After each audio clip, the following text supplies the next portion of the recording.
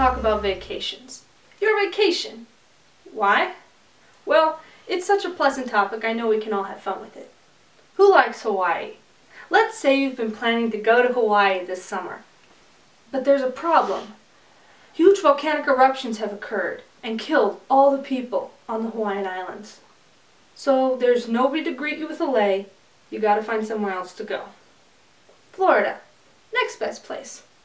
Beaches, surfing, theme parks. Yeah. But this year, the nuclear power plants in Florida have all exploded and wiped out the state. Florida is barren. There's no one left to sell you ice cream. Gotta find somewhere else to go. Let's try New York City. Do some shopping.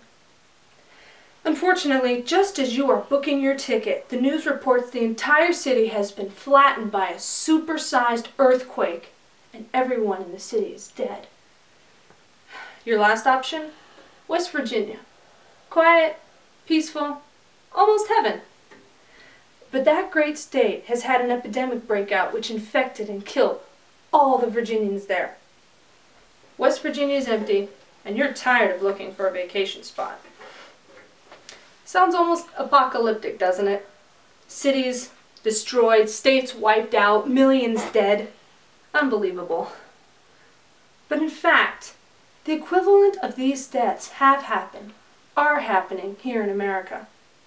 The number of people who would die if New York City, Hawaii, Florida, and West Virginia were wiped out is fewer than the number who have been killed by abortion since we legalized it in 1973.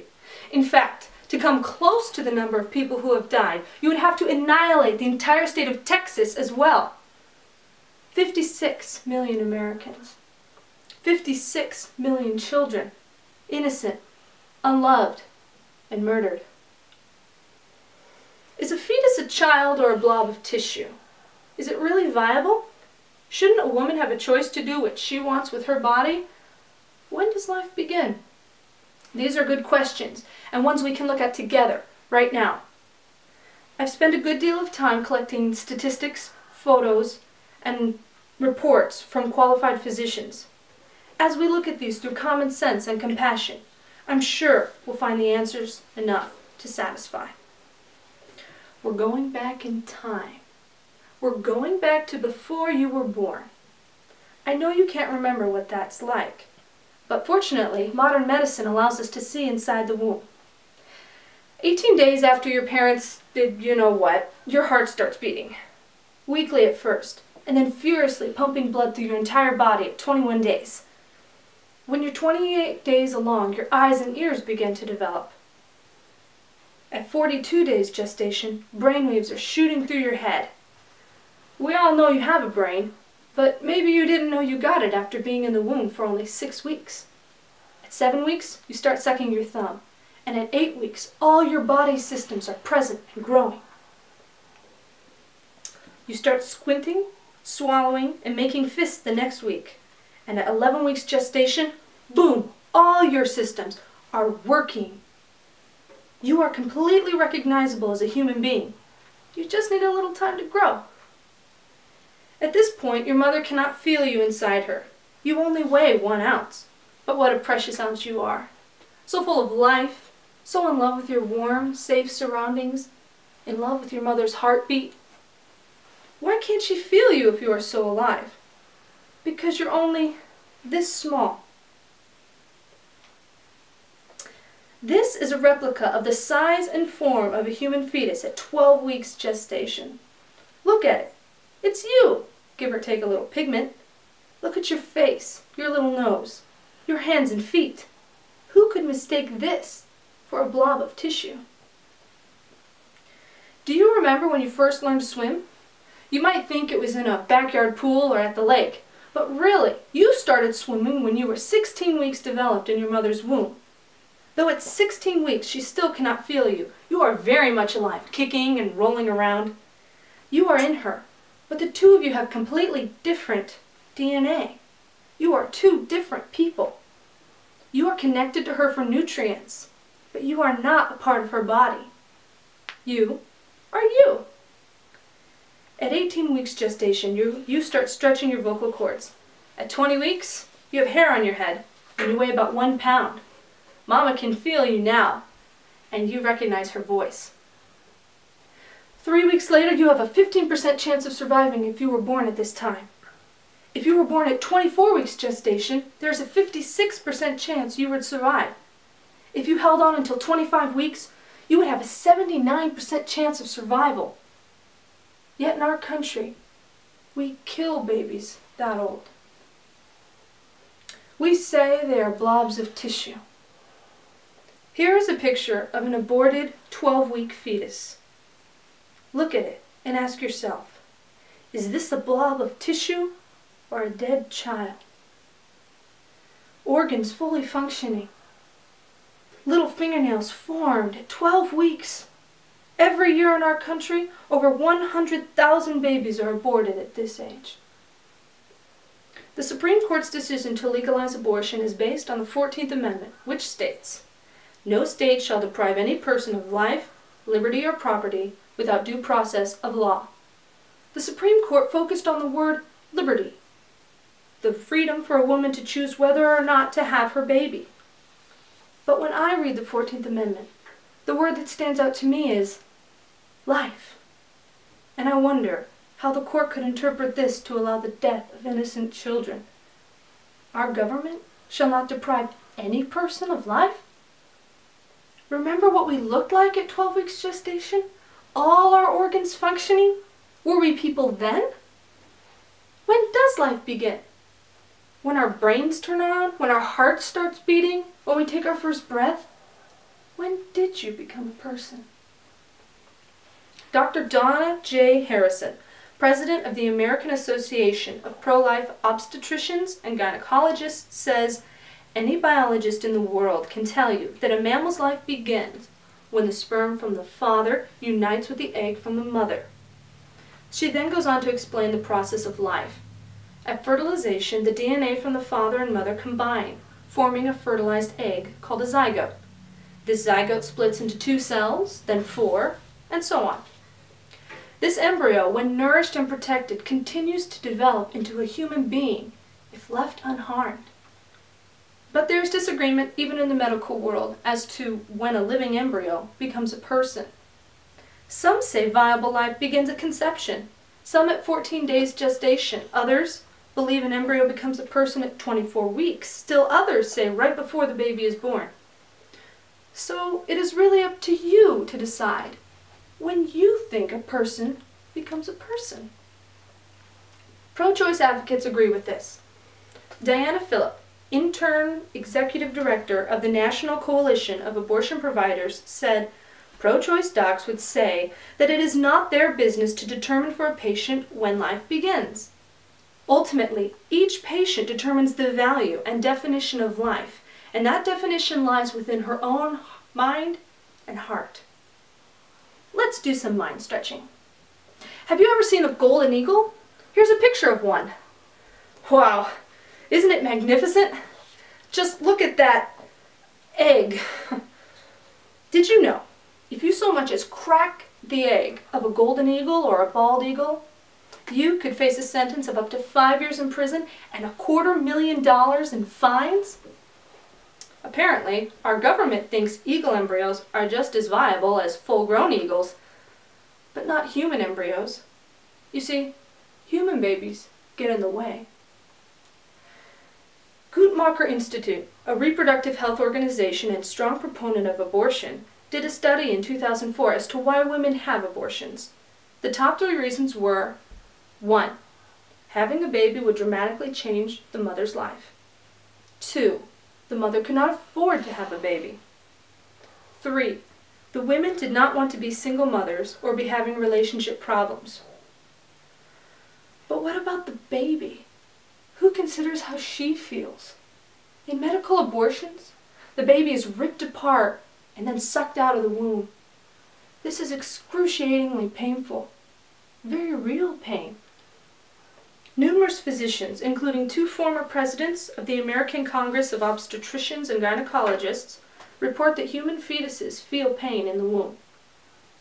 Albert Liley, a pioneer fetologist from the University of Auckland, discovered that 56 days, 8 weeks, 8 weeks after gestation, the baby's spinal reflexes are developed enough to feel pain. He said, when doctors first began invading the sanctuary of the womb, they did not know that the unborn baby would react to pain in the same fashion as a child would, but they soon learned he did. Some babies are discovered to have developmental problems before they're born. If the mother wants the baby, oftentimes she can decide to have him or her operated on while still in the womb. Here is a picture of Sarah Marie Schweitzer at 24 weeks gestation. She was given anesthetic for pain during her procedure, when that same day thousands of children her age were violently, painfully aborted because they were unwanted. Yes, a woman has the right to decide what she does with her body, but the fetus inside her is not her body. What appears to be one person is really two. The mother is serving as a protector for her unborn baby. Her womb is the shield that keeps the baby safe and alive. They have different DNA, quite possibly different blood types, separate hearts, separate identities. Every woman should exercise her right to choose what she does with her body. Being responsible is the first choice she should make. The option to kill her baby should never be a choice. It isn't after he's born. Why is it okay to do it before? The question comes up, what about victims of rape? Every report I found giving statistics for this showed the amount of abortions due to rape is 1%. And why should a baby be killed because of what her father did? She, as an American, as a human being, should have rights. As many rights as her mother. They were both wronged. But the dead child is wronged infinitely more. Every 24 seconds, a baby in America is aborted. The number of abortions performed annually in the U.S. is 1.2 million. That's 2 times the number of American lives lost in the First and Second World Wars put together. We cried for them. We mourned for them. We remembered them. Yet every year, twice as many Americans are killed. And we shrug our shoulders and say, it's no big deal. Why should it be a big deal? Why should we care what other people do? Why should other people care what I do? It's my business. No. In this great country of ours, people are prosecuted if they hurt animals.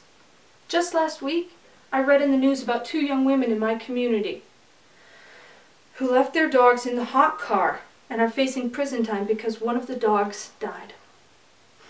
But if those girls were to kill their fully functioning 12-week-old baby inside them, no one would say anything. If a person murders a pregnant woman, they face 2 murder charges. Yet abortion clinics face none. The National Organization for Women has facts about abortion posted on their website. On that page it says, the current death rate of abortion is 0.6 per 100,000 procedures. This statistic is wrong. The death rate of abortion per 100,000 procedures is 100,000. If earthquakes and epidemics and horrible accidents wiped out entire states, would our country not mourn? Would our hearts not bleed? But do they? Do we bleed?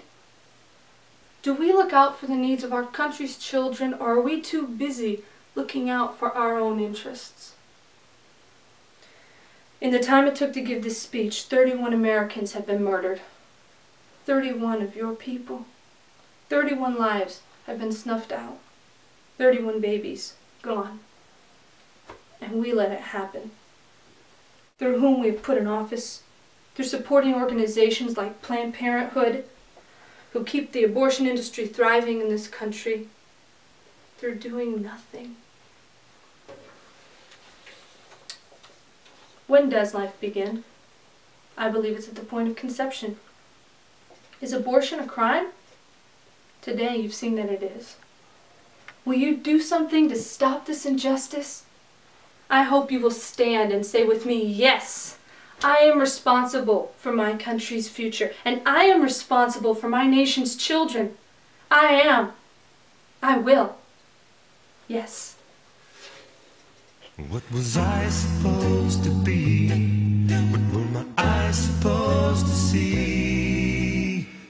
Why did I taste of death before I even drew a breath? Lay my head at my mother's breast to sleep.